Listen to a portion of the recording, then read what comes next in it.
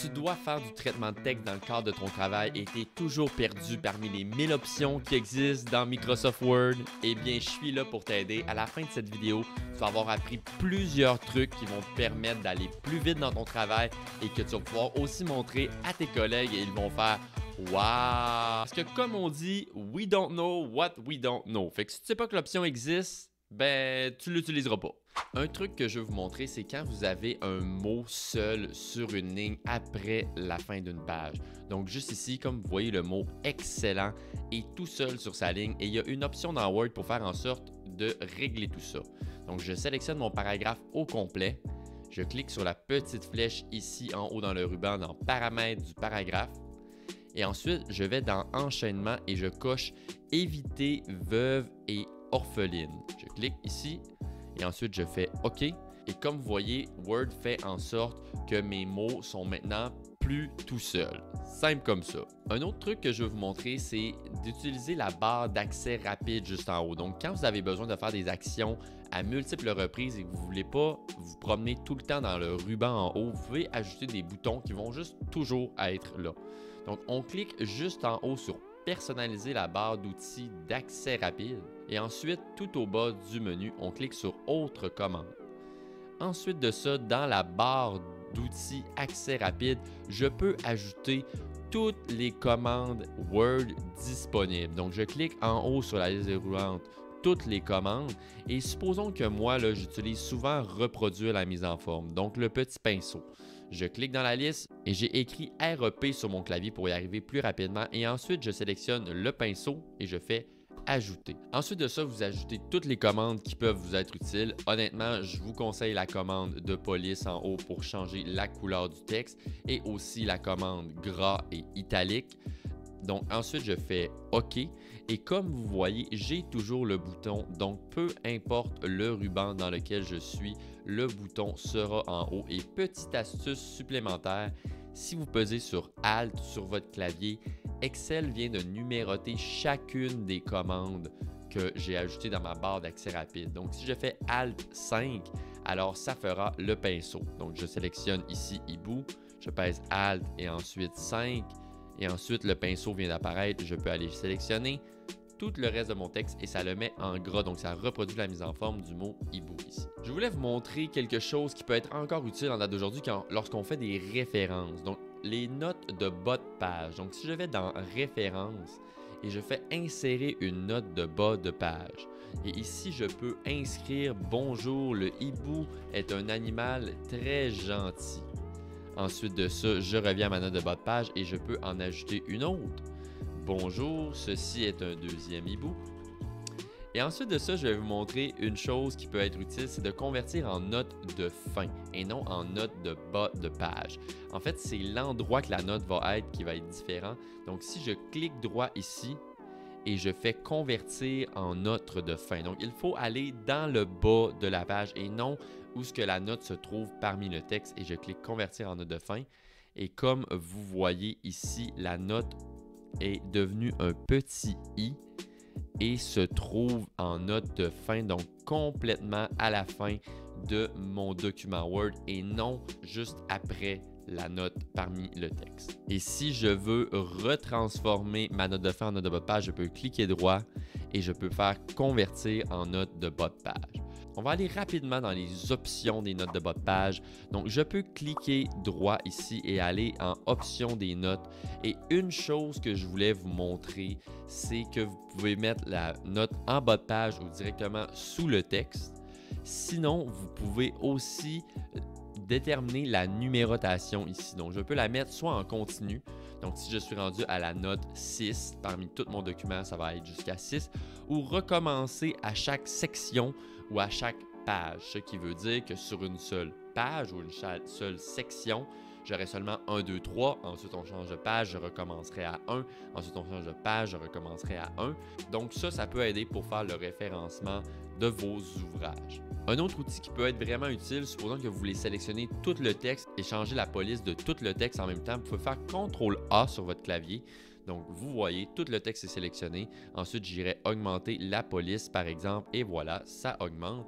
Et sinon, ce que vous pouvez faire, vous pouvez aller aussi dans le ruban Accueil, sous Sélectionner et sélectionner tout.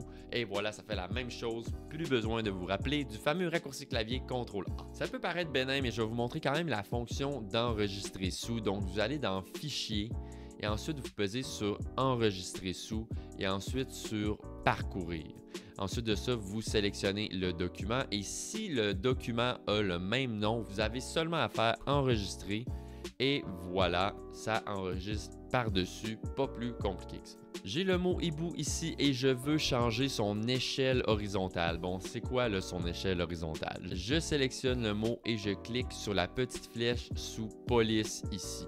Donc les paramètres de la police et je vais dans Paramètres avancés. Et ici, j'ai l'espacement des caractères. Donc l'échelle à 100%, si on le veut à 200% par exemple, et on voit un aperçu juste en bas. On veut que l'espacement des lettres soit étendu. Et de combien de points? Ensuite, je sélectionne les points. Donc, je pourrais aller jusqu'à 10 par exemple. Et voilà ce que ça donne. C'est super beau. On retourne. Et ensuite, la position, on pourrait mettre un décalage vers le haut et un décalage vers le bas. C'est que ça va rester sur la même ligne, mais ça va ajuster notre texte un petit peu. Donc ça, c'est les fonctions principales, je vous dirais, de l'échelle horizontale d'un mot. Ça peut faire looker nos mots un petit peu différents quand on veut attirer l'attention sur un ou plusieurs mots. Quelque chose qui peut être méconnu mais utile, c'est l'effet stylistique. Donc l'effet de texte et de typographie, c'est le petit A bleu sous le ruban Police en haut. Donc je clique ici et ensuite j'ai plusieurs options pour rendre mon texte un petit peu plus beau. Donc je peux même faire des jeux stylistiques ici en cliquant et toujours utiliser ceci. Je peux rajouter des contours à mes images, mais plus souvent qu'autrement, les effets stylistiques de base sont bien plus que suffisants. Un autre truc, c'est de pouvoir compter le nombre d'occurrences d'un certain mot. Donc dans mon cas, on pourrait tenter de compter le nombre de fois que le mot hibou apparaît parce qu'on a une passion des hiboux, nous autres. Donc je fais CTRL F sur mon clavier, ce qui est l'équivalent de cliquer sur Rechercher ici. Ensuite, j'écris hibou et comme vous voyez, c'est inscrit que j'ai 9 résultats. Donc voilà tout, le mot hibou est présent 9 fois dans mon document. Je peux même aller rapidement en cliquant, je me rends au dernier hibou de la page. Une autre chose qui est super utile dans le même créneau, c'est de sélectionner tout le texte qui a la même mise en forme. Donc ici, j'ai du texte en gras. Je le sélectionne et quand je clique sur sélectionner, je peux sélectionner le texte ayant une mise en forme semblable. Word, par défaut, va aller me chercher tous les mots qui sont en gras, comme mon mot hibou. Et ensuite, si je décide que je voulais tous mes mots qui sont en gras et italique, j'ai sélectionné mon mot hibou, je l'ai mis en italique et en gras. Je pourrais faire sélectionner et le refaire à nouveau et on va me sélectionner tous les mots qui sont en gras et en italique également. Ensuite de ça, si je voulais tout souligner ces mots-là, par exemple, j'aurais juste à cliquer sur U. Donc maintenant, tous mes mots qui étaient en gras et en italique sont également soulignés. Dans Microsoft Word, il y a ce qu'on appelle les styles. Donc en haut dans le ruban, là, style, vous pouvez vous demander à quoi ça sert. Ça sert souvent à faire des tables des matières. Word détecte chaque titre et vient le mettre en table des matières lorsque vous faites l'outil référence table des matières. Donc, comme vous voyez, Excel me fait une table des matières avec Bonjour la visite et une formation Word pour toi, oui. Et il m'indique les pages. Je fais un CTRL-Z, je vais revenir en arrière, mais en gros, les titres sont utilisés pour la table des matières. Et ici, j'ai fait le titre 1 et plus bas, j'ai le titre 1 également. Donc, vous avez vu tantôt, j'ai créé la table de matière, ça allait me chercher mes deux titres 1. Donc là, je vais vous montrer comment modifier un style. Donc ici, je fais un clic droit et je fais modifier mon style. Ça va modifier mon titre 1. Donc mon titre 1, je peux lui donner un autre nom. Je peux l'appeler titre de police très cool. Et ensuite de ça, je pourrais mettre la police à 24 et changer la couleur. On va mettre ça en orange. Et ensuite, je vais mettre ça en gras et en italique. Je vais faire OK. Donc, j'ai complètement changé mon titre. Et ce qui est le fun, c'est que ça va le changer partout dans mon document. Vous voyez ici, mon titre 1 est devenu titre 1, titre de police très cool. Et si je descends, mon titre 1, qui était une formation Word pour toi, oui, est devenu également en orange. Supposons que j'aime pas ça, je modifie et ensuite je souligne et je préfère l'avoir en vert. Je pèse sur OK.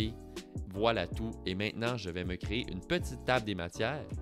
Petite table des matières et je vais mettre ça en titre 1. Je vais aller au début de mon document. Je vais faire mise en page et je vais ajouter un saut de section. Clic. Voilà, saut de section. Et je vais aller m'insérer une table des matières ici dans Références, table des matières, table automatique. Comme vous voyez, j'ai Bonjour la visite, j'ai une formation Word pour toi et j'ai la petite table des matières, tous mes titres 1. Si jamais je change de page, Bonjour la visite, petit raccourci clavier, je vais peser sur CTRL Entrée pour envoyer ça à la page suivante, saut de page. Et je vais aller mettre à jour ma table. Vous voyez, c'est écrit Bonjour la visite, page 2, mettre à jour la table, mettre à jour toute la table. Et voilà, il est rendu sur la page 3. Et en effet, c'est la page 3 que Bonjour la visite est rendu.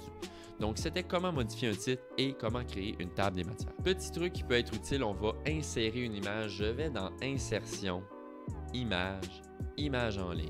Et là, on va prendre une belle image de pomme. Voilà, celle-ci me semble délicieuse et je les insère. Et je vais vous montrer rapidement comment modifier une image en utilisant les effets artistiques. Ça peut être utile des fois lorsqu'on veut attirer l'attention sur plusieurs éléments. Donc, je vais dans Format de l'image, qui est un onglet spécifique qui vient d'ouvrir lorsque je clique sur une image. Vous voyez, quand je clique à côté de mon image, ça disparaît. Je reclique sur mon image, Format de l'image, Effets artistiques. Et là, j'ai une multitude d'effets artistiques. Oui, tout d'un coup, si on veut être dans Tetris ou dans Minecraft, on peut transformer ça avec des petits carrés. Donc, ça donne un effet artistique sur nos pommes. On peut les mettre en noir et blanc. Et quand on laisse notre souris dessus, ça donne un aperçu de cette image-là. Tout à l'heure, j'ai fait un saut de page en faisant le raccourci clavier CTRL Entrée. Mais là, je vais vous montrer un autre outil vraiment utile. C'est le petit bouton ici dans le ruban Paragraphe qui fait afficher tout. Lorsque je clique là-dessus, comme vous voyez, je vois que j'ai un saut de page ici. Donc, il devient encore plus facile de venir le supprimer en appuyant sur Delete. Et voilà, mon saut de page est délité. Et comme vous voyez, je vois partout où il y a des entrées. Donc ça, c'est l'équivalent d'un symbole entrée. Il y a plusieurs personnes qui font des entrées comme ça pour aller mettre leur titre à la page prochaine. Pesez sur CTRL Entrée, saut de page. Et vous voyez, c'est écrit ici qu'il y a un saut de page. Donc ça, ce que ça fait le bouton en haut, c'est que ça montre toute la ponctuation qu'il y a dans votre document Word. J'ai une foule d'autres vidéos dans ma chaîne, entre autres juste ici, où j'ai regroupé la plupart des trucs Excel qui vous seraient très utiles dans le cadre de votre travail. À la prochaine!